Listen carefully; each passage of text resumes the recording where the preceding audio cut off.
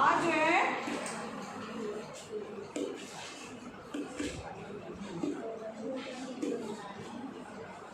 नहीं रहा है।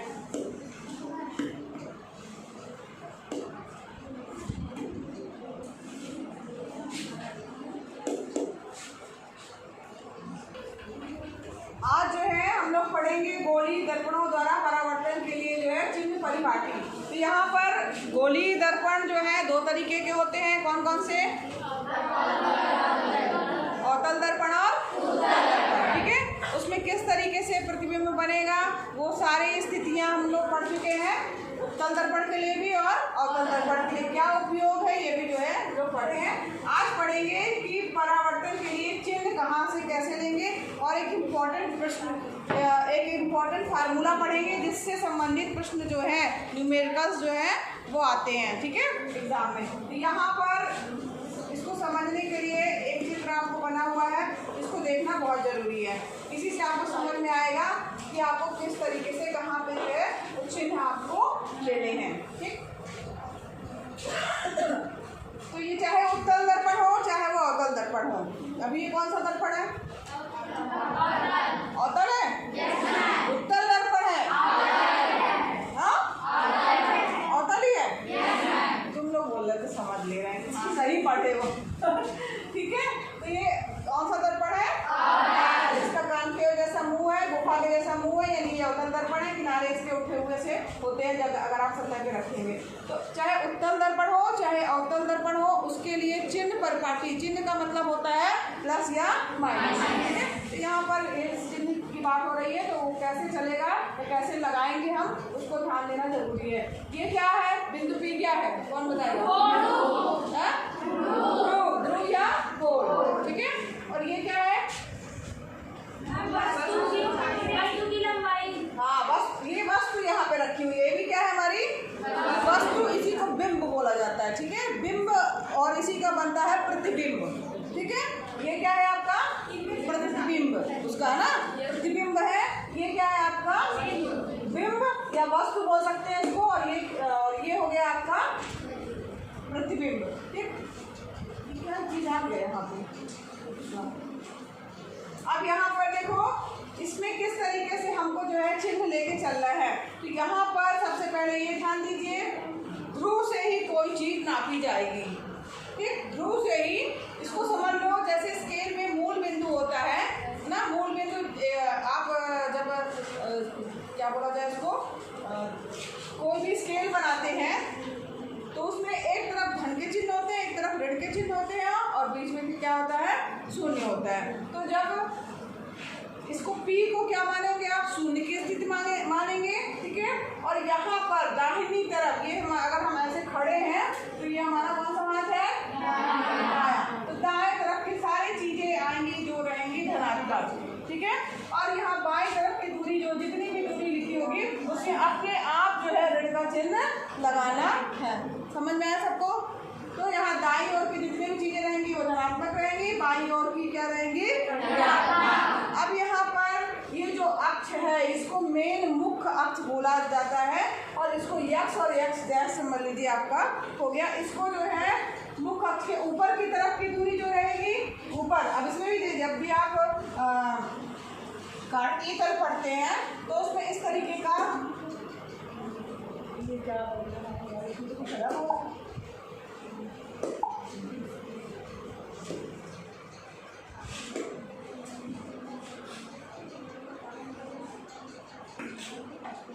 अच्छा चलो ये देखो यहाँ पर ये तो पूरा सेलेक्ट हो गया है।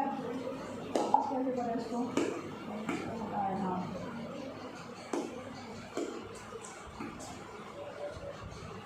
सेलेक्ट हो जा रहा है, ये बंद कैसे होगा?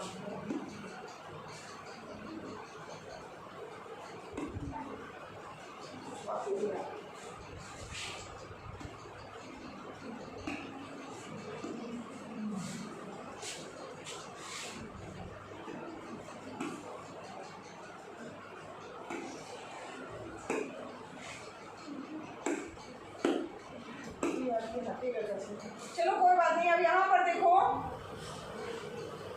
ये यहाँ पर कोई भी अगर हम संख्या रेखा बनाते हैं, संख्या रेखा में ये ऐसे बनता है, ठीक है। ये इसमें यक्स और यक्स डैश अक्ष होता है, ये वाई और वाई डैश अक्ष होता है। ये पता होगा मैथ्स वालों को। यहाँ पर एक मूल बिंदु होता है जिसके निर्देशांक क्या होते हैं, 0 0 होते हैं, ठीक है। तो यहाँ पर जितने भी चिन्ह आएंगे इस तरफ, एलिमिनेशन सही नहीं है, तो यहाँ पर जो चिन्ह आएंगे आपके वो सारे 1 2 3 4 यानी धनात्मक अंक रहेंगे। इस तरफ के चिन्ह क्या रहेंगे, -1 -2। उसी तरीके से ऊपर के कैसे होते हैं, धनात्मक 1 2 3 4, ठीक है, वाई अक्ष पे। और ये वाला जो है नीचे की तरफ जो है उसमें कैसे, ऋणात्मक, ठीक है। तो ये सबको पता है। चिन्ह परिपाटी इसी तरीके से यहाँ पर भी काम करती है। जो बिंदु P है उसके दाईं ओर के सारे क्या रहेंगे, धनात्मक, बाईं ओर के क्या रहेंगे, ऊपर के क्या रहेंगे, नीचे के क्या रहेंगे, समझ में आया। तो ऊपर अगर ऊंचाई के अगर हम लेके चलेंगे वस्तु की ऊंचाई वो ऊपर, तो क्या दिखाई देगा आपको, जो वस्तु है उसकी ऊंचाई दिखाई देगी। तो ऊंचाई क्या होगी, धनात्मक। और अगर जो नीचे प्रतिबिंब बन रहा है नीचे की तरफ बनेगा तो उसकी ऊंचाई क्या रहेगी, ऋणात्मक लेनी है हम लोगों को, ठीक है। बस यही मेन बेस था। 0 मानना है, ऊपर की तरफ धन, नीचे ऋण, दाईं ओर धन और नीचे बाईं ओर ऋण। यही मेन इसका जो है वो चिन्ह परिपाटी है, जो कि कार्तीय चिन्ह परिपाटी जिसको बोला जाएगा, जो कि आपके मैथ्स में आपने पढ़ा होगा, ठीक है।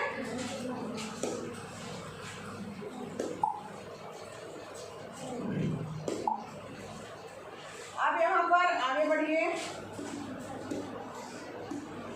एक इम्पॉर्टेंट फार्मूला जिसको कहा जाता है दर्पण सूत्र, ठीक, इसको क्या कहा जाता है, दर्पण सूत्र। अब ये सूत्र है क्या, ये सूत्र है 1/u + 1/v बराबर 1/f, या 1/f बराबर 1/u + 1/v। अब यहाँ पर जो चीजें आ रही हैं u, v और f, ये क्या है, ठीक। फार्मूला तो आपको ये दर्पण सूत्र याद करना पड़ेगा। इसका जो है निगमन कोर्स से हट गया है तो उसको पढ़ने की जरूरत नहीं है, दिया भी नहीं है आपके बुक में। u, v, f आपको चाहिए है कि क्या चीजें हैं। तो यहाँ पर देखो जो ध्रुव है वहां से बिंब की दूरी, यानी जो आप चित्र देखेंगे ये जो ध्रुव है यहाँ से जो ये बिंब है या वस्तु है उसकी दूरी, यानी P से B के बीच की दूरी क्या कहलाएगी, u कहलाएगी, नॉट u, हाँ u कहलाएगी। इसको ये क्या करेंगे हम, u लिखेगा ना, हाँ कैलिब्रेशन सही नहीं है आज, वैसे हटाया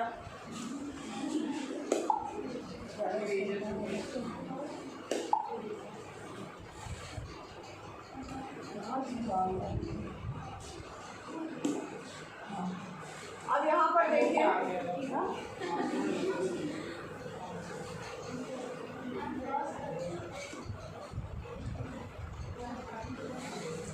यहाँ पर देखो यहाँ से यहाँ तक की दूरी जो है तो क्या कहलाएगी आपकी, u कहलाएगी। ये यहाँ से यहाँ तक की दूरी u कहलाएगी। ध्रुव से लेकर के वस्तु के बीच की दूरी u कहलाएगी। और इसके बाद जो है v क्या है, तो v जो है वो आपका जो प्रतिबिंब बन रहा है उसकी दूरी, ध्रुव से उसकी दूरी क्या कहलाएगी, v कहलाएगी। समझ में आ रहा है, v कहलाएगी। तो ये यहाँ पर u हो गया, ये हो गया v, ठीक। तो u क्या है, वस्तु की दूरी ध्रुव से लेकर के u, और वस्तु की दूरी, वस्तु नहीं प्रतिबिंब की दूरी जो ध्रुव है या पोल है उससे जो है दूरी क्या कहलाएगी, v। अब ये प्लस माइनस हो सकते हैं क्योंकि अलग अलग स्थितियां हमने पढ़ी है अवतल दर्पण के लिए। प्रतिबिंब अगर इधर बनेगा तो क्या होगा, अगर उसी तरफ बन रहा है तो क्या होगा, नीचे बनेगा तो हमें ऋणात्मक लेना है, दाईं ओर बनेगा धनात्मक लेना है, ठीक है। और अगर नीचे की ओर बन रहा है तो भी आपको उसकी जो v का मान लेंगे वो v होगा, लेकिन उसका वैल्यू क्या होगा, ऋणात्मक में हम लेके चलेंगे। ये है चिन्ह के लिए।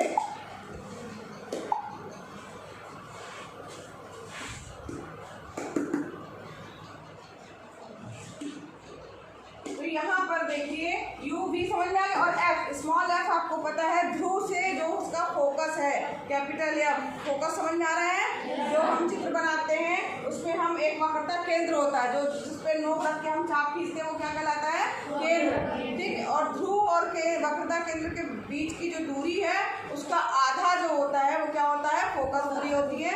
उसी को जो है ध्रुव से F, कैपिटल F के बीच की दूरी जो क्या कहलाएगी, फोकस दूरी कहलाएगी, ठीक है। तो यहाँ पर जो है सारी चीजें बताएगा यू क्या है?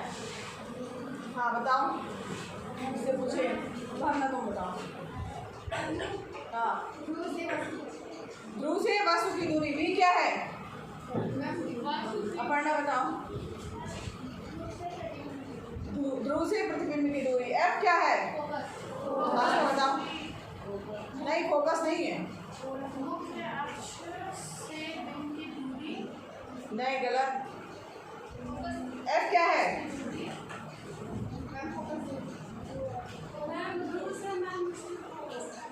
हाँ, वेरी गुड। ध्रुव से लेकर के फोकस की दूरी जो है वो क्या कहलाएगी?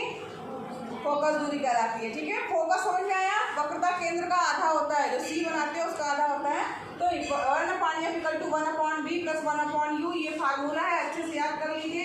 और इसी से संबंधित प्रश्न आते हैं आपके। यहाँ पर एक शब्द और आया, आवर्धन। बैठ जाओ सभी लोग, बैठिए। आवर्धन क्या है? तो आवर्धन जो है यानी कि जो भी आपका प्रतिबिंब बन रहा है, ठीक है, वो बड़ा बन रहा है। ठीक, आवर्धन मतलब बड़ा होना। तो कितने गुना जो है प्रतिबिंब जो है वो कितने गुना आवर्धित है या बड़ा बना हुआ है, उसको अनुपात के रूप में व्यक्त किया जाता है। और इसी तरीके से इसकी ऊंचाई भी जो है अनुपात के रूप में व्यक्त की जाती है। अगर मान लो प्रतिबिंब की ऊंचाई h' है और बिंब यानी वस्तु की ऊंचाई क्या है? h है, तो आवर्धन को m से व्यक्त किया जाता है। ठीक, m हो गया h'/h। ठीक, तो ये भी एक फार्मूला निकल के आ गया, m = h'/h। और यहाँ पर h'/h को हम क्या लिख सकते हैं? एक तरह से कहा जाए, यहाँ पर आवर्धन जो है बिंब की दूरी, इसमें v h' किसका ऊंचाई किसकी है? ये प्रतिबिंब की है, तो इसको v ले लिया हमने। और h जो है वो क्या है? वो वस्तु है। तो वस्तु की दूरी जो है ध्रुव से u हो गई।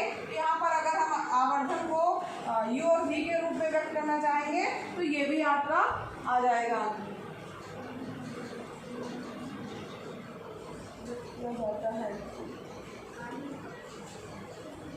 हाँ, यहाँ पर देखो एक चीज और लिखा, बिंब की ऊंचाई धनात्मक ली जाती है क्योंकि बिंब प्रायः मुख्य अक्ष के ऊपर ही रखा जाता है। जो भी हम वस्तु रखते हैं हमेशा मुख्य अक्ष के ऊपर की तरफ रखते हैं, इसलिए हमेशा ये धनात्मक आएगा। और अगर आभासी प्रतिबिंब है तो उसकी भी ऊंचाई जो है धनात्मक लेनी चाहिए, क्योंकि जो भी प्रतिबिंब बनेगा तो जो है वो अगर मान लीजिए ज़्यादातर ऊपर की तरफ सीधा बनता है तो उसकी ऊंचाई क्या होगी? धनात्मक होगी। और वास्तविक प्रतिबिंब अगर है तो ऋणात्मक लेना चाहिए, क्योंकि जनरली उसका जो बिंब बनेगा अवतल दर्पण के लिए कई स्थितियाँ हमने देखी, वो हमेशा क्या होता है? वास्तविक बनता है और नीचे की तरफ बनता है, तो उसका चिन्ह क्या होगा? माइनस के रूप में होगा। उसका चिन्ह क्या होगा? वास्तविक प्रतिबिंब के लिए ऋणात्मक होगा। आवर्धन मान में ऋणात्मक चिन्ह से ज्ञात होता है कि प्रतिबिंब क्या है? वास्तविक है। ठीक है, आवर्धन के मान में धनात्मक चिन्ह बताता है कि प्रतिबिंब आभासी है। ठीक है, जनरली हम मिरर में देखते हैं तो उसमें अगर दिख रहा है आभासी प्रतिबिंब बन रहा है तो उसका मतलब क्या है? उसका चिन्ह क्या रहेगा? धनात्मक होगा। और आभासी प्रतिबिंब हम मिरर जैसे मान लीजिए लेके चल रहे हैं तो उसका प्रतिबिंब हमेशा दर्पण के अंदर की तरफ बनेगा। अगर अंदर बन रहा है तो इसका मतलब क्या हुआ? वो आभासी होगा। ठीक, इसी से संबंधित उदाहरण कल इसको समझेंगे।